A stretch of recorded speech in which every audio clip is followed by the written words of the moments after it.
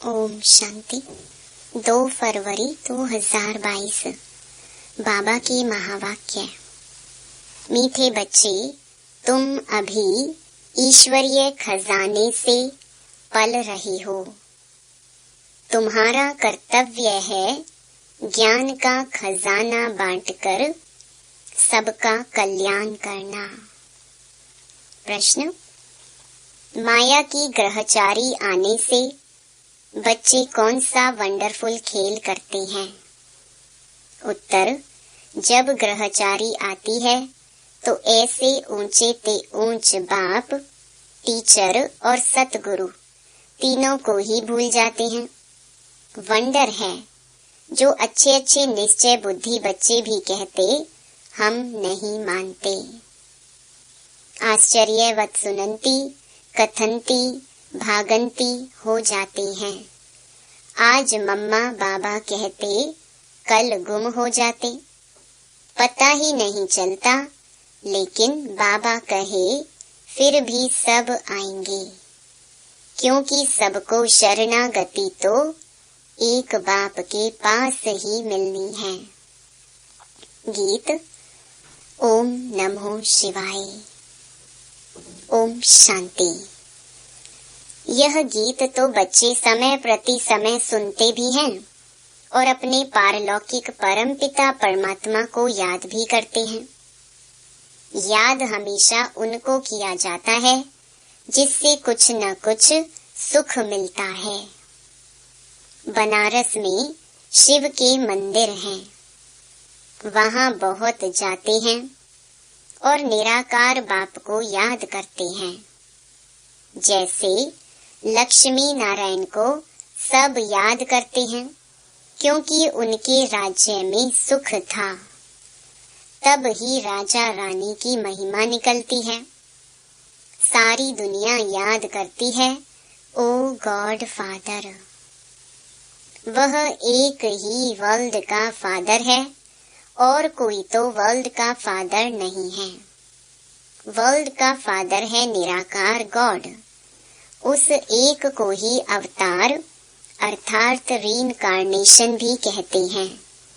वह एक ही बाप है जिसको अपना सूक्ष्म व स्थूल शरीर नहीं है। ब्रह्मा विष्णु शंकर को भी सूक्ष्म शरीर है। उनको भी अवतार नहीं कहेंगे। अवतार अक्षर बहुत ऊंचा है।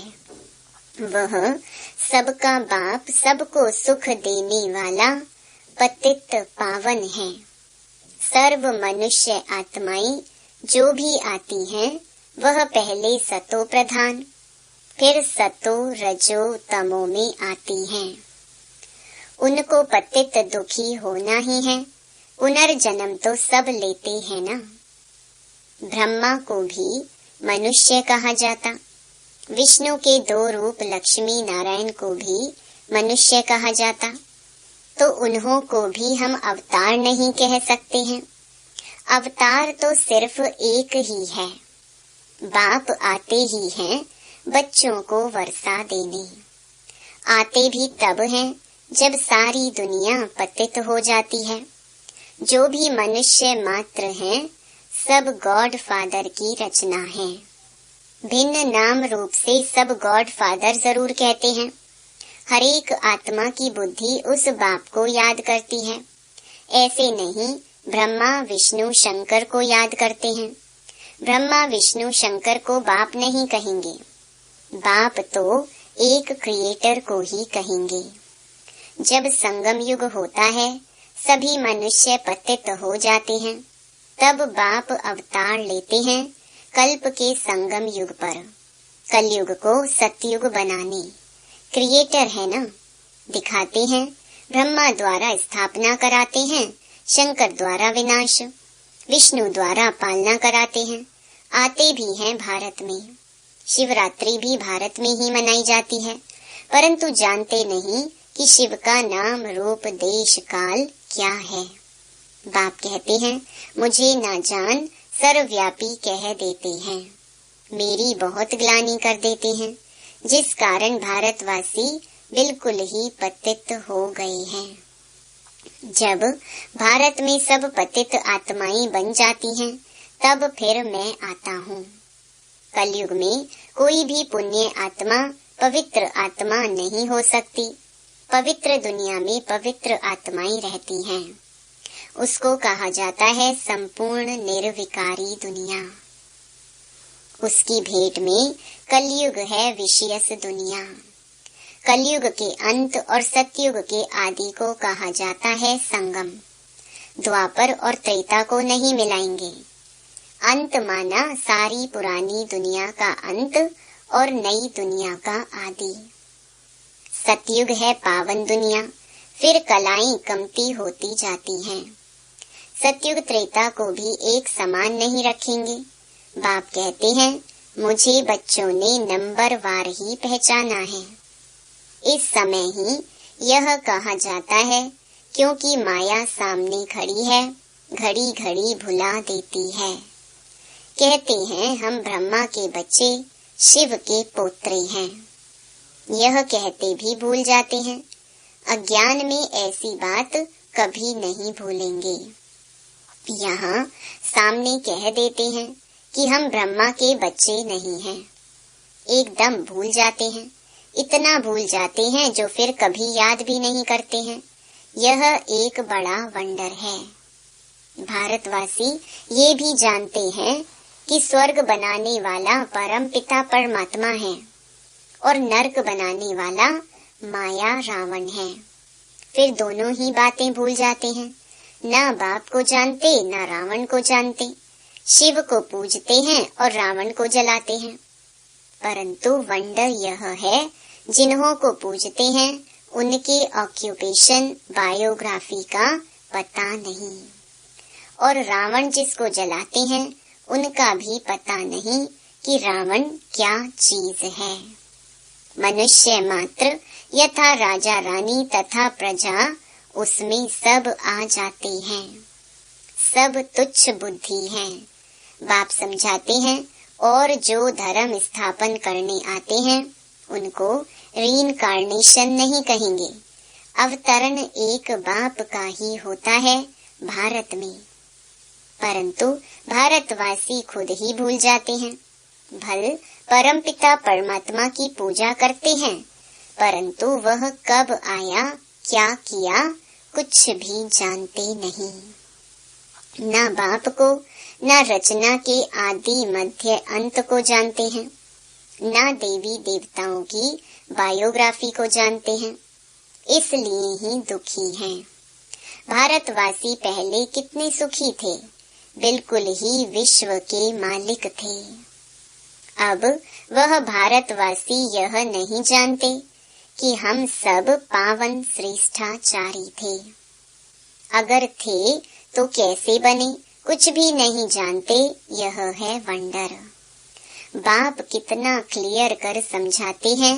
किसको समझाएंगे? अपने बच्चों को समझाता हूँ। बच्चों के ही सामने प्रत्यक्ष होता हूँ, परंतु बच्चे भी प्रत्यक्ष हो मम्मा बाबा कहकर फिर भूल जाते हैं। यही वंडर है। अज्ञान काल में कभी बाप टीचर गुरु को भूल ना सके। यहाँ यह पारलौकिक बाप जो इतना बड़ा है, जो सब दुख दूर करते हैं, उनको भूल जाते हैं। तब कहा जाता है, आश्चर्यवत सुनंती कथंती अहो मम माया, तुम कितनी प्रबल हो। बेहद बाप की बनंती टीचर समझ उनसे पढ़ते हुए, पतित पावन सतगुरु पक्का समझते हुए, फिर तीनों को ही भूल जाते हैं। एक को भूलें तो तीनों को ही भूलें, एक को याद करो तो तीनों ही याद पड़ेंगे, क्योंकि यह तीनों ही कंबाइंड हैं। खुद ही बाप टीचर और सतगुरु है, सो भी एक्यूरेट है। कहते हैं मैं बाप हूँ, तुमको जरूर अपने परम धाम में ले जाऊंगा। मैं तुम्हारा शिक्षक हूँ, पढ़ाकर तुमको जरूर राजाओं का राजा बनाऊंगा। मैं सतगुरु हूँ, तुम बच्चों को नंबरवार पुरुषार्थ अनुसार सबको वापस जरूर ले जाऊंगा। यह गारंटी करते हैं। ऐसे बाप को भी चलते चलते भूल जाते हैं। माया की ग्रहचारी ऐसी है जो आज कहेंगे बाबा, कल कहेंगे हमको संशय पड़ता है। ऐसे ही होता रहता है। हाँ, कोई तो फिर अंत में आकर वर्षा लेंगे, ग्रहचारी उतरेगी तो आ जाएंगे। ऐसे ड्रामा में नूंद है। विनाश तो होना ही है, फिर किसकी शरण लेंगे। सबका सदगति दाता तो एक ही है, सबको शरण में लेने वाला भी है। सब आकर माथा झुकाने वाले हैं, परंतु उस समय क्या कर सकेंगे। फिर ऐसा होगा तो इतनी भीड़ इकट्ठी आ न सके। यह खेल ही बड़ा वंडरफुल बना हुआ है। इतनी भीड़ आकर क्या करेगी। फिर शीघ्र ही विनाश सामने आ जाएगा। हाँ, आवाज सुनेंगे कि बाप कहते हैं मुझे याद करो, अब वापस जाना है। बाकी मिलने से क्या फायदा। बाबा डायरेक्शन देते हैं कि भल कोई विलायत में है तो भी बाप को याद करते रहो तो विकर्म विनाश होंगे, अंतमति सुगति हो जाएगी। सबको पैगाम तो मिलना ही है। एक जगह पर इतने थोड़े ही मिल सकेंगे, परंतु ड्रामा बड़ा वंडरफुल बना हुआ है। सबको पता पड़ेगा कि फादर आया हुआ है। क्रिश्चियन सब थोड़े ही पोप से मिलते हैं, सब पहुंच ना सके। यह भी सबको अंत में पता पड़ेगा कि बाप आया है, सबको लिबरेट कर ले जाएंगे। कितना बड़ा विनाश होना है। रुद्र माला कितनी जबरदस्त है, उनकी भेंट में विष्णु की माला कितनी छोटी है। यूं तो कहें कि यह सारी माला विष्णु की है। पहला पहला तो विष्णु ठहरा ना। ह्यूमैनिटी का ग्रेट ग्रेट ग्रैंडफादर ब्रह्मा ही ठहरा। ब्रह्मा ही फिर विष्णु बनते हैं। विष्णु के दो रूप हैं, लक्ष्मी नारायण, फर्क कुछ भी नहीं। यह बड़ी वंडरफुल बातें हैं। इसको सिमरन करते रहो तो खुशी भी रहे। बाबा ने समझाया है रीइंकार्नेशन सिर्फ एक को ही कहा जाता है, क्योंकि उनको अपना शरीर नहीं है और सबको अपना अपना शरीर है। बाबा को तो शरीर का लोन लेना पड़े, औरों को तो अपना अपना शरीर है। लोन लेने वाली चीज दूसरे की होती है। कोई भी आत्मा थोड़ी कहेगी कि हम लोन लेते हैं। आत्मा तो कहती है मेरा शरीर है। शिव बाबा तो कह ना सके कि यह मेरा शरीर है।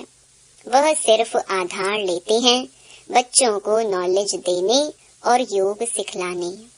बच्चे भी जानते हैं कि बाबा ने आधार लिया है, फिर भी घड़ी घड़ी भूल जाते हैं। देह अभिमानी बनते हैं तो वह रिगार्ड गुम हो जाता है। नहीं तो बाबा क्या चीज है अगर जाने तो उनके फरमान पर जरूर चले। कदम कदम श्रीमत लेनी पड़ी, परंतु माया भुला देती है। कभी श्रीमत पर कभी आसुरी मत पर चल पड़ते हैं। कभी वह तरफ भारी वह हल्का, कभी उनकी मत पर कभी उनकी मत पर। एक ही शिव बाबा की श्रीमत पर चलते रहें तो ठीक, ऊपर भी चढ़ते रहें, परंतु अपनी मत पर भी चल पड़ते हैं। बाप जो डायरेक्शन आदि देते हैं उनको अमल में जरूर लाना पड़े। फिर कुछ भी हो जाता है तो कहेंगे ड्रामा में ऐसा था। राजधानी तो स्थापन होनी ही है, इसमें जरा भी फर्क नहीं पड़ सकता। मिलने लिए तो बहुत आते हैं, फिर घर गए तो खलास। पूरे निश्चय से थोड़े ही आते हैं। कोई को 5% निश्चय है तो कोई को 15%। अज्ञान काल में जब पता लग जाता है यह मेरा चाचा है, मामा है, तो फिर संशय थोड़ी ही पड़ता है। यहाँ तो माया संशय में लाकर गिरा देती है। गोया निश्चय बैठा ही नहीं है। निश्चय बैठे बैठे भी फिर गुम हो जाते हैं। वंडर है ना। यह एक ही बाप टीचर सतगुरु है। हर एक नंबरवार पुरुषार्थ अनुसार कल्प पहले मुहाफिक उठाते हैं। कल्प पहले जिसने जितना वर्षा लिया है हरेक की वही एक्ट चल रही है। इस समय हम ब्राह्मणों की माला नहीं बन सकती, क्योंकि ग्रहचारी आती रहती है तो टूट पड़ते हैं। फिर प्रजा की माला में आ जाते हैं। प्रजा में भी कब कैसे माला है तो जरूर। रुद्र माला और विष्णु की माला, वह है रूहानी माला, वह है जिस्मानी माला। इसको समझने की बड़ी अच्छी विशाल और स्वच्छ बुद्धि चाहिए। वफादार फरमान बरदार चाहिए, जो श्रीमत पर पूरा ध्यान देता रहे। शिव बाबा की कितनी बड़ी सर्विस है। कहते हैं पतित पावन आओ। बाबा पावन दुनिया स्थापन करते हैं, वही फिर पतित बनते हैं। फिर उनको ही पावन बनाने बाप को आना पड़ता है। कितना वंडरफुल पार्ट बजता है इस समय। इसलिए बलिहारी इस समय परम पिता परमात्मा के पार्ट बजाने की है। नंबर 1 यादगार है ही एक का। जो सब कुछ करते हैं उनकी ही जयंती मनाते हैं। जिसको बनाते हैं उनकी कितनी महिमा है। बाकी इस समय जो भी मनुष्य मात्र हैं, सब पतित भ्रष्टाचारी हैं। सतयुग में थे श्रेष्ठाचारी, परिस्तानी, कितना रात दिन का फर्क है। अभी हम शिव बाबा से वर्षा ले रहे हैं। अब हमको क्या मनाना है? मनाना होता है भक्ति मार्ग में। इस समय श्रीमत पर तुमको खूब पुरुषार्थ करना है, सर्विस करनी है। यह प्रदर्शनी पर समझाने की रस्म बड़ी अच्छी निकली है। ईश्वरीय सर्विस पर बच्चों को पूरा ध्यान देना है। जो ईश्वरीय खजाने से पलते हैं उनको तो पूरी सर्विस करनी है, जो जल्दी जल्दी मनुष्यों का कल्याण हो जाए। अच्छा, मीठे मीठे सिकिलधे बच्चों प्रति माता पिता बाप दादा का याद प्यार और गुड मॉर्निंग। रूहानी बाप की रूहानी बच्चों को नमस्ते। धारणा के लिए मुख्य सार। पहला, चढ़ती कला में जाने के लिए कदम कदम श्रीमत पर चलना है। बाप को यथार्थ पहचान कर देही अभिमानी बन पूरा रिगार्ड रखना है। दूसरा, ईश्वरीय सर्विस पर पूरा पूरा ध्यान देना है। याद से बुद्धि को स्वच्छ और विशाल बनाना है।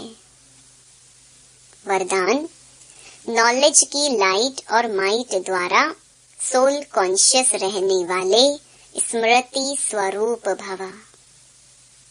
आपका अनादि रूप निराकार ज्योति स्वरूप आत्मा है और आदि स्वरूप है देव आत्मा। दोनों स्वरूप सदा स्मृति में तब रहेंगे जब नॉलेज की लाइट माइट के आधार से सोल कॉन्शियस स्थिति में रहने का अभ्यास होगा। ब्राह्मण बनना अर्थात नॉलेज की लाइट माइट के स्मृति स्वरूप बनना। जो स्मृति स्वरूप है वह स्वयं भी संतुष्ट रहते और दूसरों को भी संतुष्ट करते हैं। स्लोगन, साधारणता में महानता का अनुभव करना ही महान आत्मा बनना है।